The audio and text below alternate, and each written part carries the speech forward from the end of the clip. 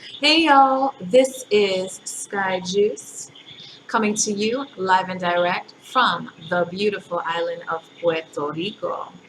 And this is my final video for the Vegan Soul Master information series. I hope you've enjoyed it. It's been basic, brief, interesting, it can go on forever actually. So I just hope I highlighted the important things that I want to share with you so that you will have knowledge of how to do this. This video is basically about stocking your kitchen, okay? And this is about the basic supplies that I think that folks are going to need to have in their kitchen. I hope you have your pens and paper ready to write these notes down and it's not a long, extensive list because I don't try to educate people by just giving them like tons and tons of information to memorize. I'm trying to inspire you to think on your own. So I'm just going to give you the sections of things that you want to focus on. Now, transitioning is one thing. I'm going to talk to you about the foods that you're going to use once you've completely transitioned, okay? So the number one food group items that you are going to want to keep on stock and always have in abundance in your life is fruit. Fruit, fruit, fruit. Fruit is your number one food, okay? Why I say this is all the answers that I get from asking, well, what is the number one food? Or, all these questions, I always look back at nature. Nature is the answer, okay? That's where we get it from. So anybody who tells you, you can't eat, that's too much sugar, you can't eat all that fruit, that's too much sugar. Hello? Carbohydrates are our fuel. It's what fuels our brain, okay? So fruit is the first food and we should eat it in abundance, okay? We're gonna talk about more later, actually in other videos I plan on doing, about why, fruit has such a bad rap. But fruit is the first food, and you can eat as much fruit as you want. You can skip meals and eat fruit. You're still going to get your protein, you're still going to get your calcium, you're still going to get vital nutrients in fruit because fruit has all of it. Bananas, well, I like tropical fruits, but this is what I get a lot. Bananas are the number one food that I have at all times. I have bananas in my house every single day, and I eat bananas every single day, okay? Banana, and I also love pineapple, bananas, mangoes, papayas. Um, those are my tops. I do like apples and oranges too, actually, but I like tropical fruits better. The second food group that you must always have on stock is green leafy vegetables. Okay, I'm not talking about vegetables, broccoli and string beans, and I'm talking about green leafy vegetables. They are in their own particular special category.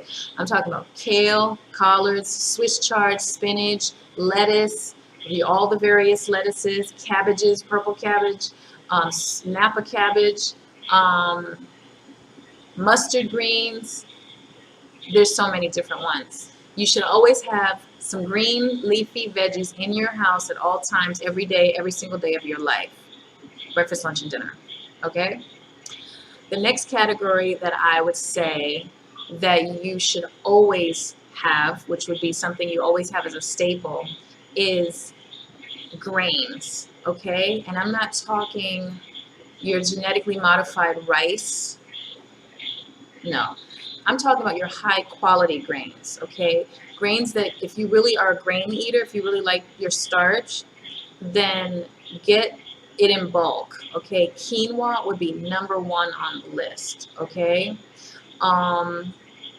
Next on the list, I would probably say brown rice, but I'm so tired of brown rice. But brown rice, quinoa is high in protein. That's another reason why it's good. And then I would say grains slash other carbs, other cooked carbs, because there are some root veggies that you do want to incorporate, like sweet potato, yams, yuca, like for tropical Caribbean people, um, what have you. Those types. I won't necessarily say white potatoes, but I think white potatoes are fine occasionally.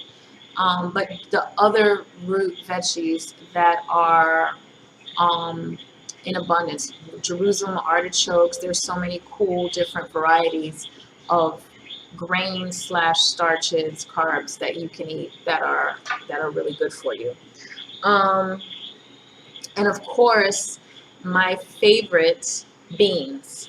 Beans, legumes, pulses, lentils, beans, whatever category you want to put them under, um, your bean seed group, whatever.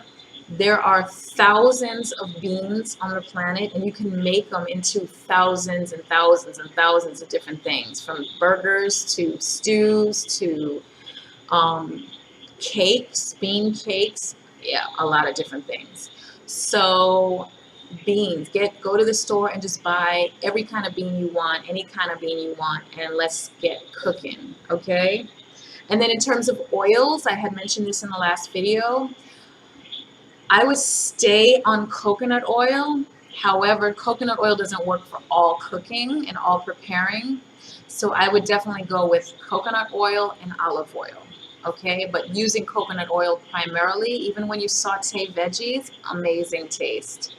And then the olive oil for other things.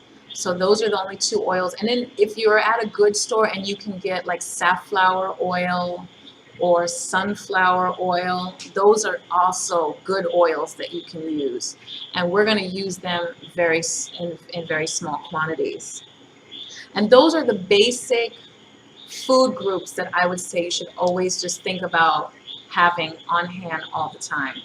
Um, and then those are what I call staples. And then the other things that you would probably need are your seasonings. So definitely garlic and onions and peppers all the time. Celery is also, I consider celery more of a seasoning, even though it's a veggie. But it's probably up there at the top. You know, ginger, peppers, hot peppers. Let's see. Peanut butter is such a good condiment for making sauces and salad dressings and stuff. And of course, you want to get a peanut butter that's natural and no, not added any oil, et cetera, et cetera. Try to get a good brand if you can buy one. What other things do I think are so important to have?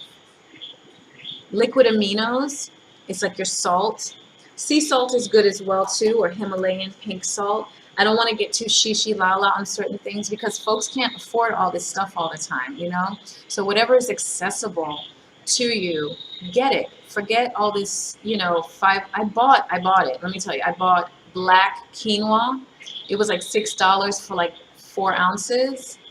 It wasn't really that hot. It was okay, but really, I mean, I just bought it because I wanted to try it and see if it was anything different. It really wasn't.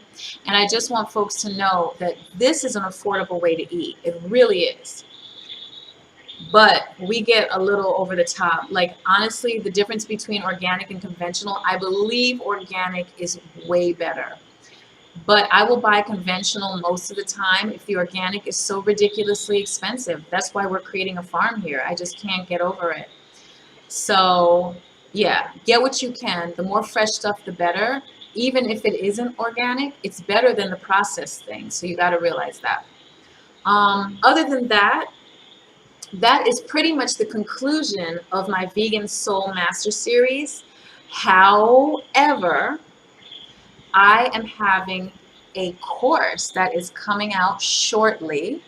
I'm putting it together right now. Well, not right now, but right now. I'm doing an online cooking course, the Vegan Soul Master Cooking Course. And all of the things we've talked about here and the foods that I've discussed today are going to be made into a variety of dishes, breakfast, lunch, and dinner for several days. Okay, so I want you all to check it out. It is going to be hot and very informative. And honestly, I really think I have some of the best skills out there in food preparation when it comes to flavorful food, foods that non-vegetarians can get into. You understand what I'm saying? This has been my experience. I've had a vegan restaurant for over 10 years ago, and 10 years long, 6, 7, 2, 3 restaurant. I have the experience, okay? This is probably the number one thing that has been told to me over the years. Sky, if I could cook like this, I would never eat meat. That's what I want to hear.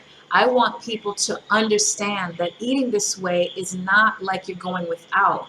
It is going all out. You understand what I'm saying? So check out the information that I'll be sending you out for the Soul Vegan Master online cooking course, because I'm going to go all out and I'm going to show you guys how to go all out and how to embrace living and eating this way. And I'm so excited you participated in my video series. I've never done this before, and I'm excited because I really believe that communicating this way, I mean, I'm not really touching you, I'm not seeing you, but I'm feeling energy through it.